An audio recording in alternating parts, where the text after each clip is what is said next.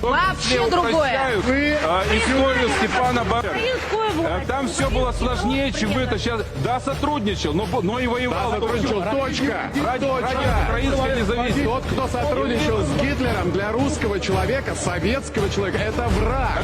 Это его проблемы, за что он боролся, если он нацист.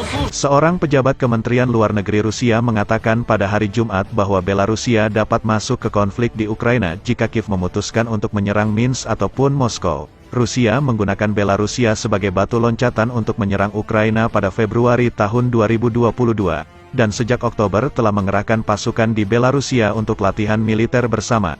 Kedua negara sejak itu sepakat untuk mengintensifkan kerjasama militer mereka, meningkatkan kekhawatiran bahwa Moskow dapat menggunakan sekutu dekatnya untuk melancarkan serangan baru ke Ukraina dari utara.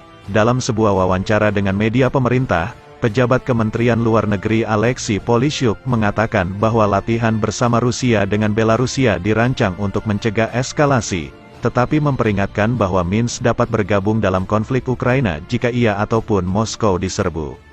Dari sudut pandang hukum, penggunaan kekuatan militer oleh rezim Kiev atau invasi wilayah Belarusia atau Rusia oleh angkatan bersenjata Ukraina adalah alasan yang cukup untuk tanggapan kolektif, kata Polishuk kepada kantor berita TASS, Jumat tanggal 13 Januari tahun 2023. Dia mengatakan, bagaimanapun, terserah kepada para pemimpin kedua negara apakah mereka akan membuat keputusan itu.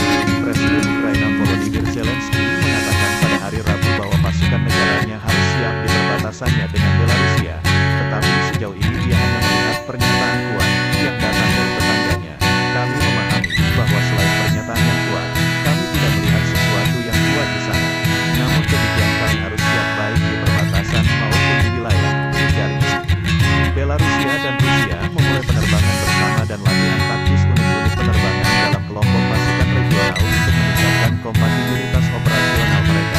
Kementerian Pertahanan, Kemhan, Belarusia mengungkapkan hal itu pada Senin, tanggal 16 Januari tahun 2023. Hari ini, latihan penerbangan taktis bersama unit penerbangan angkatan bersenjata Belarusia dan Rusia, yang merupakan bagian dari komponen penerbangan kelompok pasukan regional, dimulai, ungkap Kemhan Belarusia. Tujuan utama dari latihan ini adalah untuk meningkatkan interoperabilitas pasukan dalam tugas pelatihan tempur. Tambah kementerian tersebut, satu unit pasukan kedirgantaraan Rusia ikut serta dalam latihan tersebut. Sejumlah besar tugas dijadwalkan untuk dipraktikkan selama latihan. Ini termasuk melakukan pengintaian udara, patroli bersama wilayah udara di sepanjang perbatasan negara, memberikan dukungan udara untuk kelompok pasukan, pendaratan pasukan lintas udara taktis, pengiriman kargo dan evakuasi pasukan yang terluka, ungkap pernyataan itu. Semua pangkalan angkatan udara dan pertahanan udara Belarusia digunakan selama latihan. Menurut Kementerian Pertahanan Belarusia, latihan bersama Rusia dan Belarusia akan berlangsung hingga tanggal 1 Februari.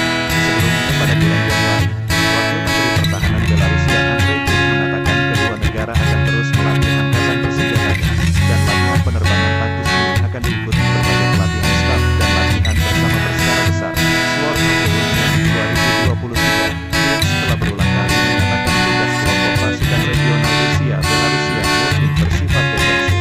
Latihan itu digelar seiring meningkatnya ancaman keamanan di tengah pertempuran sengit antara Rusia dan Ukraina yang dibantu aliansi Barat. Seorang jenderal top Ukraina mengeluarkan peringatan terhadap kemungkinan serangan terbaru dari Rusia. Mayor Jenderal Andriy Kovalchuk mengatakan Ukraina sedang mempersiapkan diri menghadapi Rusia yang akan kembali mencoba untuk invasi dari utara.